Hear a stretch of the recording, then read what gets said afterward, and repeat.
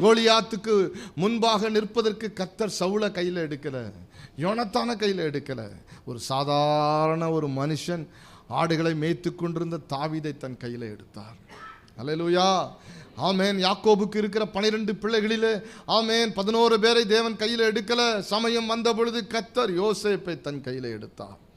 யோசேப்பும் தாவீதும் தானியேலும் எஸ்தரும் தெபராலும் பேதுருவும் யோவானும் தேவனால் உபயோகப்படுத்தப்பட்ட பாத்திரங்கள், தேவன் கையில் எடுத்துக்கொண்ட பாத்திரங்கள்.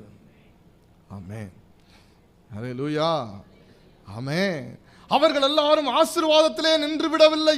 ஆசீர்வாதத்தை மேற்கொண்டு, ஆசீர்வாதத்தை தாண்டி, ஆசீர்வாதத்தை கடந்து, ஆசீர்வாதத்தின் பிரமிப்பிலே நின்று விடாமல், அந்த பிரமிப்பிலிருந்து தாண்டி அவர்கள் மனுஷர்களை பிடிப்போராக்குவேன் என்கிற வாக்குத்தத்தத்திற்கு, இயேசு கிறிஸ்துவினுடைய சீஷத்துவத்துக்கு, அவரை பின் செல்வதற்கு, பிரமிப்பிலிருந்து அவரை பின் செல்வதற்கு தன்னை அர்ப்பணித்ததுனால கர்த்தர் அந்த பேதுருவை உபயோகப்படுத்தினார், பிரயோஜனப்படுத்தினார்.